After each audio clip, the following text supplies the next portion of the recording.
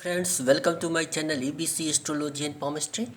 दोस्तों, आज की इस वीडियो में हम हथेली पर बनने वाले शुक्र वलय के बारे में जानेंगे।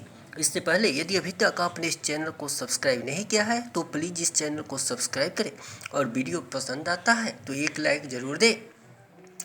दोस्तों, किसी व्यक्ति की हथेली पर शुक्र वलय का निर्माण उस व्यक्ति के तर्जनी और मध्यमा के बीच के भाग से उसके कनिष्ठा और अनामिका के बीच के भाग में होता है, कुछ इस तरह का।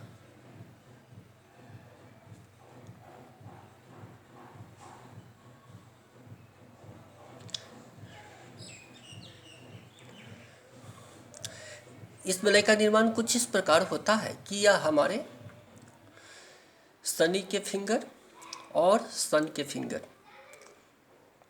को घेरे हुए रहता है।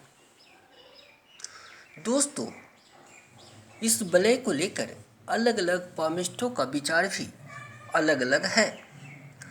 कुछ लोग तो इस वलय को शुभ मानते हैं और कुछ लोग इसे शुभ नहीं मानते हैं। तो आज के इस वीडियो में हम यह जानने का प्रयास करेंगे कि इस वलय का मुख्यतः क्या प्रभाव हमारे जीवन के ऊपर पड़ता है। दोस्तों, किसी व्यक्ति के हथेली पर इस शुक्र वलय का बनना और उससे पड़ने वाले प्रभाव को हम 3 बिंदुओं में अध्ययन कर सकते हैं। सबसे पहला बिंदु है संवेदनशीलता, अथवा हम कह सकते हैं कि जिस व्यक्ति की हथेली पर इस शुक्र वलय का निर्माण हो रहा है वह व्यक्ति अत्यधिक संवेदनशील होगा। दूसरा बिंदु होता है मानसिक अस्थिरता, अर्थात ऐसे लोग मानसिक रूप से अस्थिर होंगे। और तीसरा बिंदु है भौतिक सुख के दृष्टिकोण से। तो आइए दोस्तों देखते हैं तीनों बिंदुओं को विस्तार पूर्वक।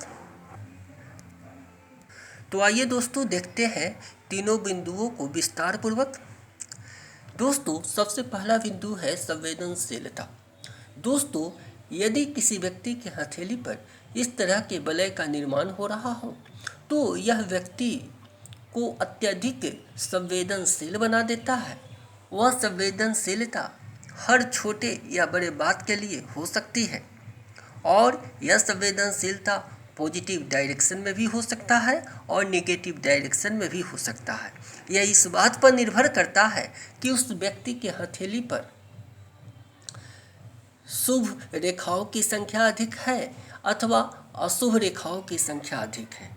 जैसे यदि किसी व्यक्ति के हथेली पर शुभ रेखाओं की संख्या अधिक हो, शुक्र पर्वत नॉर्मल रूप से विकसित हो, उस पर किसी प्रकार के जाल जैसी कोई संरचना नहीं बन रहा हो, तो उस परिस्थिति में यह व्यक्ति जो है, या हम कह सकते हैं कि इस व्यक्ति का जो थॉट होगा वह पॉजिटिव डायरेक्शन में हो सकता है।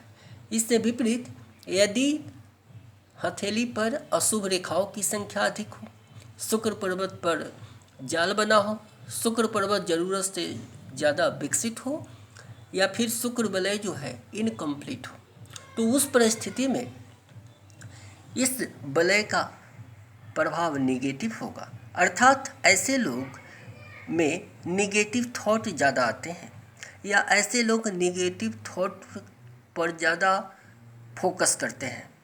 दोस्तों, दूसरा पॉइंट है मानसिक एकाग्रता। जिन लोगों की हथेलियों में भी यह वलय पाया जाता है वे मानसिक रूप से एकाग्र नहीं हो पाते, अर्थात इनका विचार क्षण क्षण बदलता है। ये किसी बात पर एक दृढ़ निश्चय नहीं कर सकते और जिसके कारण इन्हें जीवन में किसी क्षेत्र में सफल होने में कठिनाई का सामना करना पड़ सकता है। और तीसरा बिंदु है दोस्तों भौतिक सुख, अर्थात भौतिक सुख के दृष्टिकोण से इस वलय को हम शुभ मानते हैं यदि वलय पूर्ण हो तो। यदि शुक्र वलय पूर्ण रूप से बना हो, इसमें किसी प्रकार का दोष नहीं हो, तो भौतिक सुखों के दृष्टिकोण से या धन के दृष्टिकोण से इस वलय को हम शुभ मानते हैं। ऐसा देखा गया है कि जिन लोगों के हथेली पर पूर्ण शुक्र वलय का निर्माण हो रहा हो वो धन संपत्ति के क्षेत्र में भी काफ़ी अच्छी स्थिति में रहते हैं। तो दोस्तों, ये रहे कुछ प्रभाव जो कि हमारे जीवन पर शुक्र वलय के कारण पड़ता है। अंत में दोस्तों, मैं यह एक बात आपको बताना चाहता हूँ कि किसी भी प्रभाव को बताने से पहले हमें हथेली का पूर्णतः एनालिसिस करना बहुत ज़रूरी होता है, क्योंकि केवल एक शुभ या अशुभ रेखा या चिन्ह होने से हम किसी व्यक्ति के भविष्य के बारे में शुभ या अशुभ को नहीं बता सकते। इसके साथ ही यह वीडियो देखने के लिए आप सभी का धन्यवाद।